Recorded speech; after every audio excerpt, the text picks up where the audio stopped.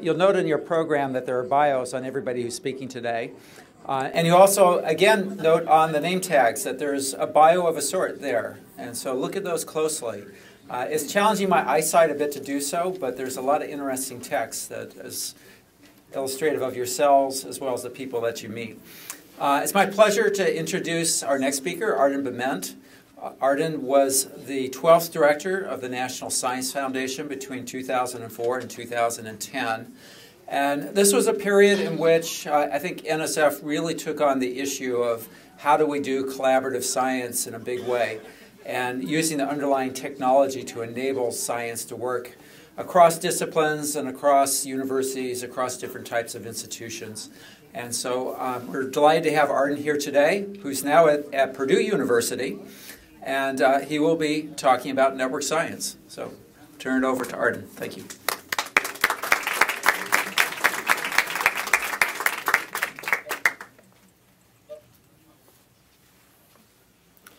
Well, good afternoon. I'm greatly honored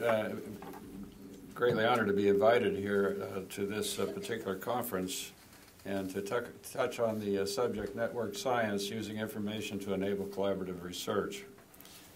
I'm addressing this topic as a science administrator, not as a practitioner, so that much of what was covered this morning, which was a very rich discussion from my point of view, will seem like a reprise in my remarks. I'm really glad to be back on the campus of USC. During the 1980s, I was with TRW, and I got to learn about the special relationship that TRW had with USC for a lot of reasons. One is the service of the late Virginia Ramo on the Board of Trustees at USC, the training and education that USC gave many of our software engineers back in those days. It was a time when application software was burgeoning, and we just couldn't recruit enough software engineers, so we got the best talent we could in science and engineering, and we were able to bring in faculty from USC to give after-hours training at the graduate level for those engineers, and those became our software engineers, and they did very well. I also had a very close working relationship with Len Silverman, who at that time was Dean of the Viterbi School of Engineering, and since I was responsible for the university part of the TRW Foundation, we found a lot of ways to spend TRW's money here at USC wisely. Over the years, my interest in USC has been sustained by the great leadership of Steve Sample, a longtime good friend, and taking USC to a higher level of excellence, and the appointment of Cy Ramo as the presidential chair and professor of electrical engineering. Cy was a great role model for all the scientists and engineers at TRW.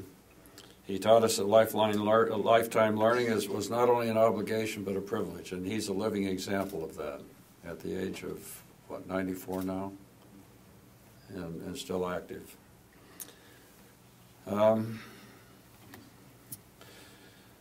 So I'm going to talk about the information revolution to start with.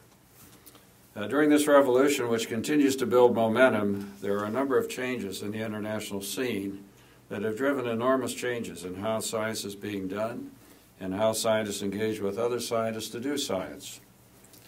First of all, the tempo has increased due to increases in scientific productivity. This is driven in part by international competition. Most economists today will agree that economic growth in today's information revolution is substantially linked to investments in education, research, and infrastructure, primarily cyber infrastructure. This has naturally led to heightened investments in these areas, resulting in greater worldwide leveling in research intensity relative to GDP. Many nations now aspire to get to 3%, and the U.S. hasn't been at 3% yet. In addition to increased competition in the conduct of science, there's a greater imperative among governments to measure the returns from scientific discovery in terms of new job creation and innovative activity. I learned in Washington that Members of Congress didn't know exactly what the National Science Foundation did, but they trusted us. And I thought that was a lot better than the other way around. There's also been a movement among U.S. universities to become international universities through heightened international enrollment, student exchanges, research collaborations, and the establishment of campuses abroad. Purdue University is an example. It ranks now among the top 4 universities in international enrollment. But there are 3 places behind USC who ranks number 1 in international enrollment. And Purdue ranks prominently in emphasizing global engagement and leadership in its strategic planning. The establishment of the Global Policy Research Institute, which I had the honor to lead, is one example among many of Purdue's global leadership. In addition, international networking has expanded substantially in just the past 5 years. The latest example is the Taj Network, which now links Singapore with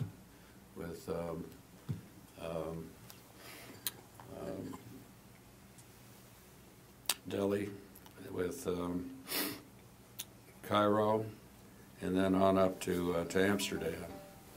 And that's in addition to Gloriad, which takes care of the northern flank, which ranges from Korea to China to Russia and to Scandinavia.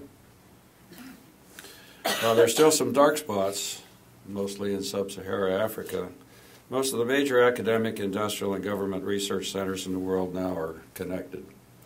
And I expect that even the dark spots will soon be connected.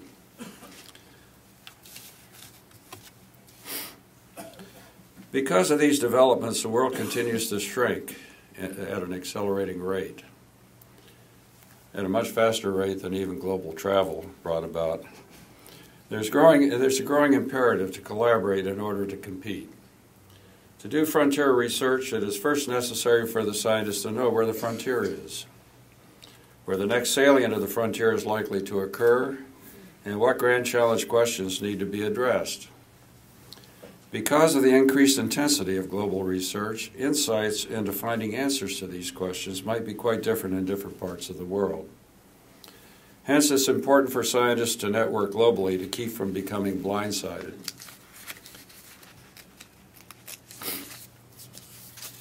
To guard against this, many scientists are now connecting more extensively with virtual international research groups. And many are becoming peripatetic, having research groups in different parts of the world. While such global outreach among scientists is not new, the rapid growth of cyber infrastructure, the accelerating volumes of data and information flows, and the complexity of modern-day scientific problems makes global engagement today much more sporty than in the past. Among the factors at play is the growing attention being given to interdisciplinary research involving research groups and centers using computer modeling and simulation and data sharing and synthesis. I believe that these trends are driven by faculty interest in doing research systemically to tackle the complexities inherent in global grand challenge problems by using the advanced computational tools now at their disposal. Finally, pressures for high-end research instrumentation and facilities with embedded cyber tools and networks continue to skyrocket. NSF is under increasing pressure to increase its cap on major research instrumentation to as much as $100 million. Furthermore, the pressures to build new national research facilities costing from $500 million to above $1 billion are likewise increasing, not just in the United States, but throughout the world. This trend raises the question, should we not be building more kinds of facilities rather than more facilities of one kind? It was a pondering of this question that led to the development and commissioning of the National Earthquake Engineering System, or NEES, connected by a common backbone network and now managed by Purdue. USC is one of the 14 NEES system members.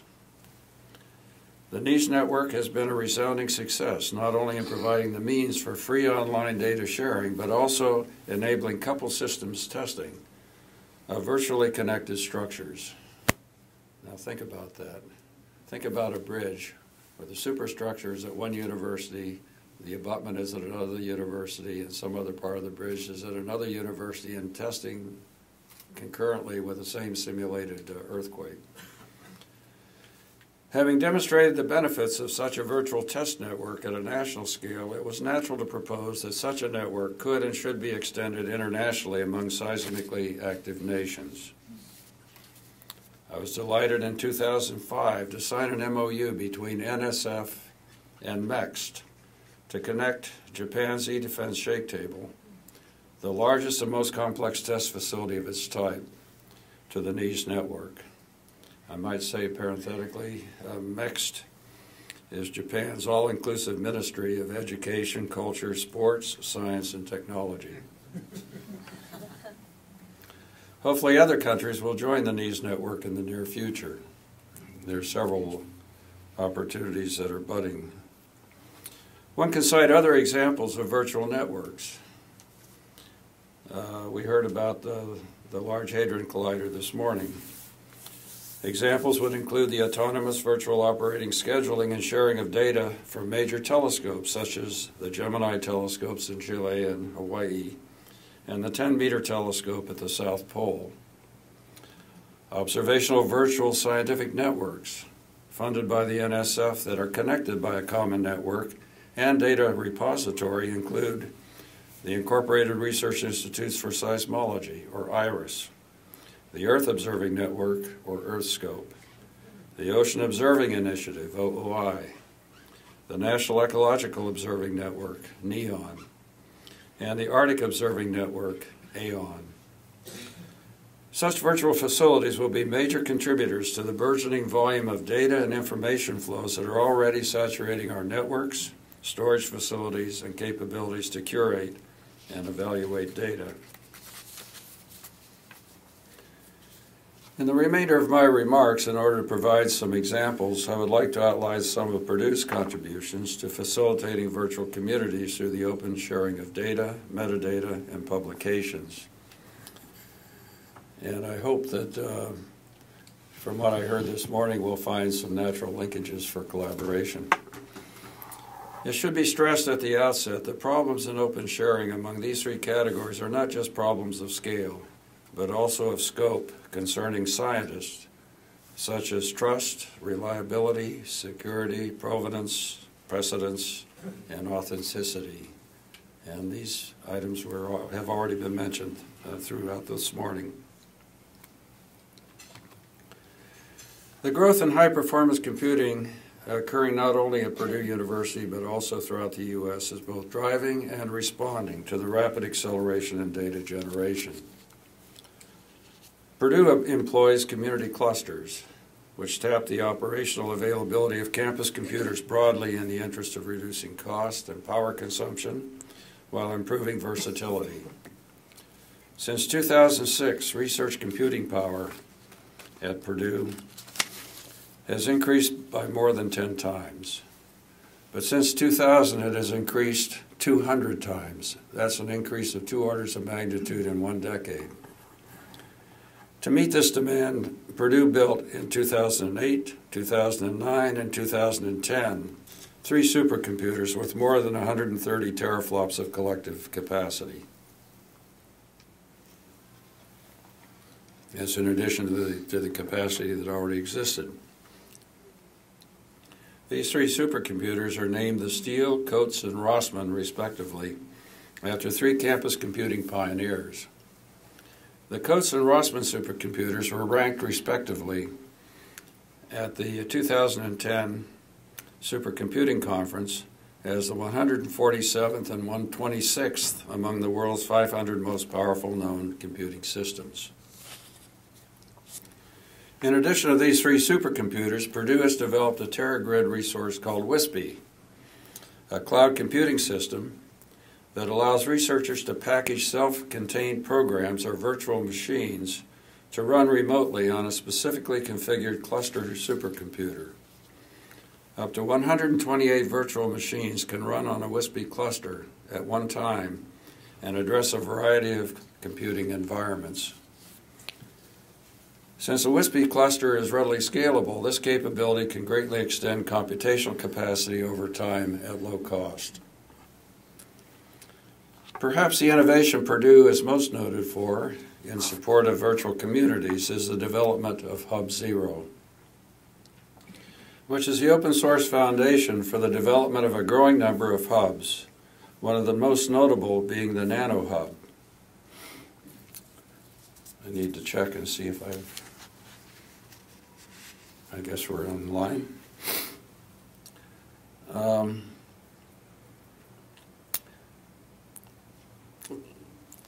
Hub Zero has been termed a Facebook supercharged with steroids for scientists. For those of you who may be unfamiliar with a hub, it's a web-based collaborative environment with such features as how-to videos, interactive simulation tools, online presentations, mechanisms for upgrading new resources, a tool development area, and areas for rating citations and content tagging. It's a sharing, learning, exploring, discovering, and virtual people connecting environment. For example, the NEAS Hub has been developed to access NEAS projects, run earthquake simulations, facilitate the analysis of structural responses to displacement reversals, support learning with data and simulations, and share resource results and publications. Open, free-to-access data and information flows are essential for scientists in general and virtual communities in particular. Data mining of astronomy and astrophysics data sources, for example, such as the National Virtual Observatory, NASA's Astrophysics Data System, and international astronomical and astrophysics surveys, such as the Sloan Digital Sky Survey, have enabled even young amateur astronomers to discover exoplanets, galactic degeneracies, and binary stars. Scientists who made discoveries by data synthesis rather than by original research, note the language, were not highly regarded in the past. However, this has changed with open data and information sharing and the availability of computational tools that enable data mining, synthesizing, modeling, simulating, and discovery. So now it is original research. Data storage, archiving, safeguarding, and making accessible data, papers, and publications have brought university libraries even closer to scientists as full partners in their discovery and publication endeavors. Supercomputers and object-based storage systems are now common tools for libraries. Furthermore, libraries are now becoming much more involved in ontology, semantics, and database development. University libraries collaborate actively in establishing innovative means to perform these roles.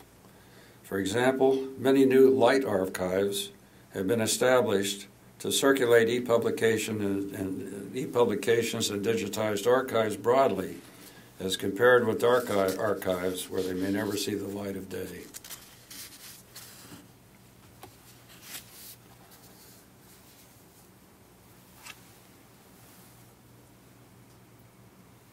I guess I did pass up that one. Okay.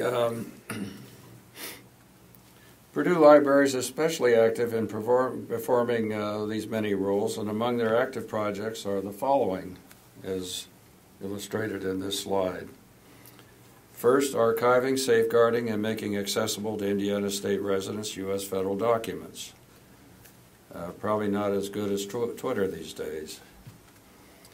Establishing an enterprise business information network called eBIN, aimed at reaching out to entrepreneurs in 14 countries during the pilot phase.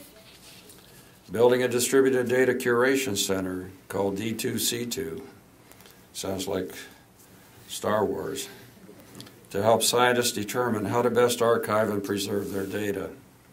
This center, facilitated by 30 terabytes of data storage provided by Sun Microsystems, is being developed in partnership with the University of Illinois at Urbana-Champaign, and will provide data curation profiles across multiple research disciplines. It will address the question, which researchers are willing to share data, when, with whom, and under what circumstances. The libraries are building Purdue eScholar, which is a distributed institutional repository containing collections of digital documents such as doctoral dissertations, faculty author journal articles, conference proceedings, and technical reports, provided by a system called Purdue ePubs. Also digitized archival collections provided by Purdue eArchives, and research data sets provided by Purdue eData. Next, using the content of the open access repositories, or Open Door, to harvest, characterize, test, and measure a randomly selected set of 100 metadata records to establish criteria for establishing collections of such records. And finally, engaging with the CIC Google Book digitization project to scan as many as 500,000 to 750,000 volumes from Purdue Library Signature Collection. This partnership marks the first time that a consortium of independent institutions, namely the CIC, which is the Big Ten universities plus the University of Chicago, has joined in a collective scanning of print materials being provided by Google, with the potential of digitizing up to 10 million volumes. Most of the developments outlined above in computation, hub development, and open data and information sharing also benefit education. The open courseware movement, initiated in 1999 by the University of Tübingen, was soon followed in 2002 with the launch of the MIT OpenCourseWare, and subsequently joined by several other universities. This movement is providing enormous benefits to science, technology, engineering, and mathematics education internationally, especially for developing countries and sparsely populated regions of the world. I know from my work at Pakistan that most universities in Pakistan now use MIT science and engineering courseware in almost all of their major universities. Furthermore, since they have their own communication satellite system, they also broadcast that broadly through a very broad footprint throughout the Middle East. Advanced information and communication technologies are now commonly deployed in learning laboratories at most U.S. universities. Looking to the future, one can expect additional revolutionary developments in how research and STEM education are conducted. For example, the evolution of a semantic web, the dream of Tim Berners-Lee to make available machine-readable metadata that can facilitate machines talking with machines, would be advanced by new scientific understandings of how the human brain stores and transfers data. The size of the neuroscience community has increased dramatically in recent years due to interdisciplinary couplings with other disciplines. The potential for increasing exchanges of insights should bring about major advances in understanding the functionality of the human brain and greater scientific detail. Such advances in knowledge should advance prospects of developing natural bridges between human intelligence and machine intelligence, enabling greater synergies between what the human can do best and what the machine can do best. This will in turn lead to new advances in how scientists do science and how virtual communities of scientists collaborate.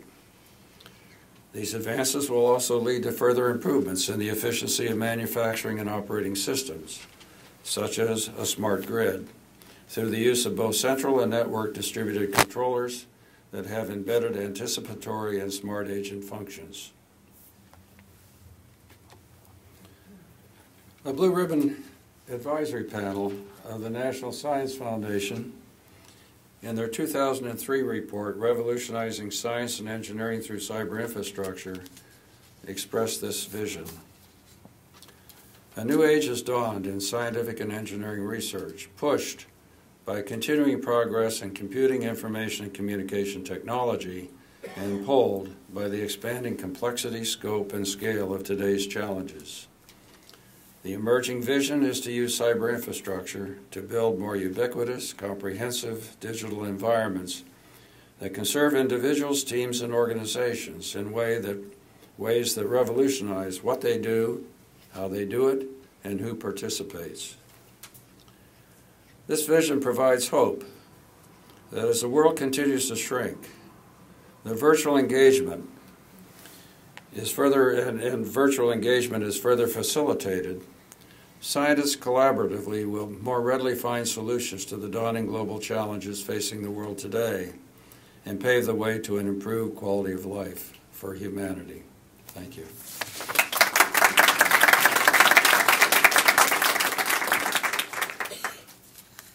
We have time for some questions from the audience.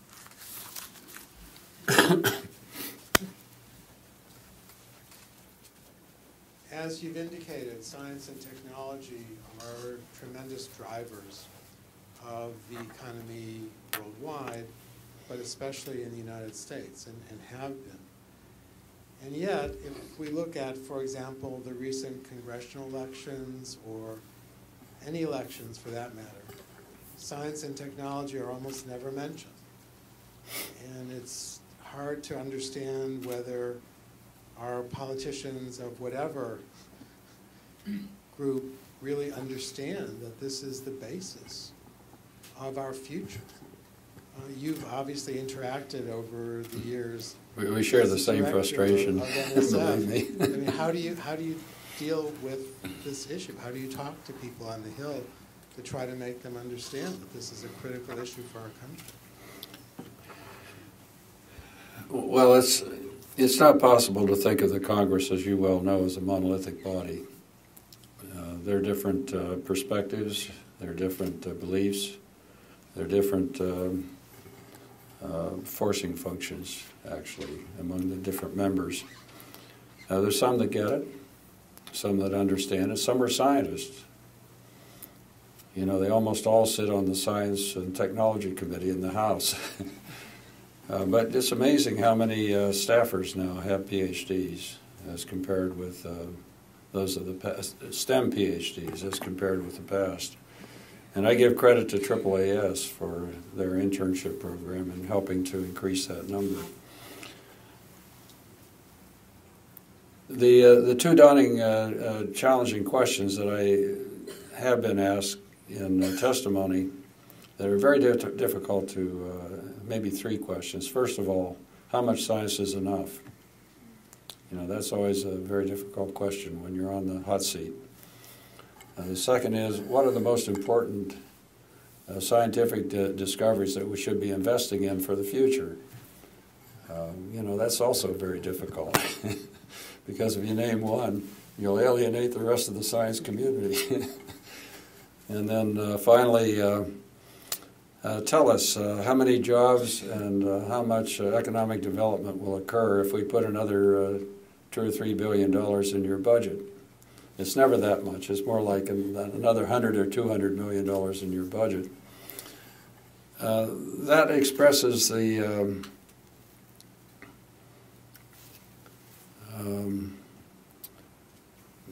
leanings and the attitudes of many members of Congress. And so you have to deal with that, and you have to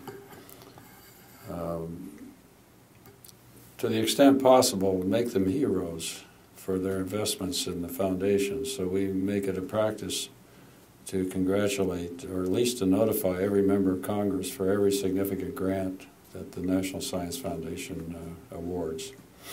And they become then heroes in their own state or their own congressional district. Yes, back here, and then you, Randy. Just to continue along the same line, I don't know if you're aware, but last week Eric Cantor, who's the majority, well, will be the majority leader in Congress in a couple of months, on his website calls for citizens to participate in cutting government, and the first agency he wants to look at is the NSF. No surprise. And he put a website, a search engine, where you can put in keywords that you don't like and search through NSF grants and pull out the ones with the grant number and submit them to his, UCUT commission. I don't know if you were aware of this, or if this portends a serious. It doesn't surprise me. That comes up periodically.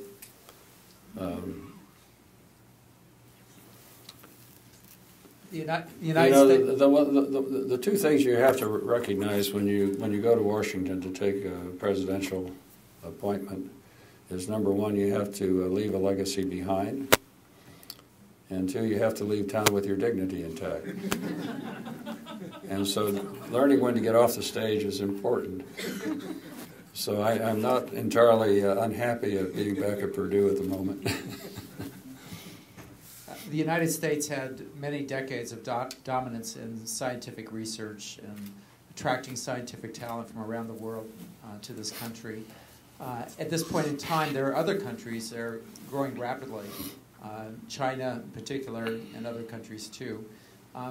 What should we be doing as a nation in this environment when we do want to collaborate, yet we also would like to maintain our leadership? Look, we have everything going for us. And so if we lose out in this competition, it's only going to be through complacency. If you talk with leaders abroad, they cite three things that are great advantages to the United States. First of all, we have an open society, so we have an opportunity to attract the best and brightest from any place in the world, and they can be assimilated very readily. That's a real advantage. The second advantage is that we recognize that it's all right to fail. In fact, sometimes failure is a virtue. You know, in Silicon Valley, it's the entrepreneurs that have failed 3 or 4 times and developed some scar tissues that are the ones that are under high demand because of their experience. In some societies, failure is not accepted, or it's not very well rewarded.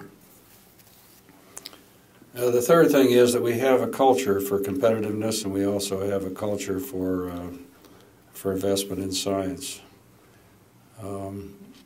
Even most industries in our country, even though we've lost some of the famous central laboratories, still invest in research and development. And there's only one other country that I'm aware of, a major economic power, that as far as their national investment in research and development is 2/3 from the private sector and 1/3 from government, instead of the other way around. And that's Japan. Japan and the U.S. have about the same fractions. There's some countries where the corporations are just not large enough to invest large sums of money in research and development. So that's a real advantage that we have, and most of what the private sector invests is close to the marketplace. So it does lead to new products, new innovations, or let's say innovations, and a startup of entrepreneurial companies. I think we're ahead of the rest of the world in terms of the role of universities in stimulating new startups. And that's been largely as a result of the Bayh-Dole Act. It's not that we didn't have research parks before Bayh-Dole, but they've really blossomed in the recent years since Bayh-Dole. Oh, one other advantage. Since the event of our Bush report, major research universities in this country have integrated research with education, especially graduate research and education. And even at the agency level, research and education are integrated at the National Science Foundation, especially STEM research, all the way down to pre-K. In many other countries, the Minister of Education and the Ministry of Science are separated, so much separated that they hardly speak to one another. And that gets carried over to their major universities, where the role of the university is primarily education. Science is what's done at the government laboratories. And in Russia today, they've been trying to change that, if you've followed the trends, with a great deal of pushback, especially from the Russian Academy of Science. Most members of whom have come into the academy through the major government research institutes. So how do you change that culture is an open question. And Medvedev gets it. He understands what has to be done, and so does Putin. but they're having a lot of difficulty. One more question. So I want to extend this a little bit and actually go to Randy's point about, our best and brightest scientific minds and connect to what Neil mentioned.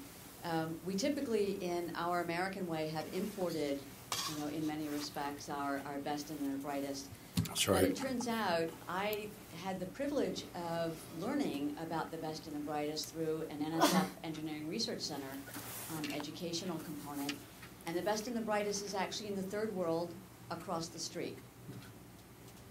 Where our third world, not here, but on the health science campus, where the third world education happens within walking distance of our health science campus, and that there are brilliant minds there. Yeah, that's right. In these urban centers where STEM education is languishing, to put it diplomatically.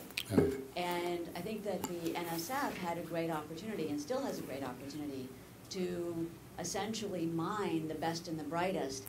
And I think USC has done an extraordinary job at being a role model for that STEM education, literally from K through, old age. Yes, once you get into the details of where the best and the brightest are, you find a lot of surprises. And if you look at where we are exceptional in our educational system, we can outcompete any educational system in the world. And you can see that in the competitions that we engage in, whether it's in bioscience, whether it's in mathematics or whatever, robotics. We're bringing home gold medals from international competitions these days, more so than ever before. And so there has to be something going right. The problem is the averages don't look good. So it's a tyranny of the averages that we have to worry about. And it's a matter of bringing the whole system up, but in a way that still provides opportunities for the gifted children and the bright children to move ahead and to meet their full potential. And that's an anti-egalitarianism approach, but it's important to do. Thank you very much. Turn it back to Marty for the last session of the day.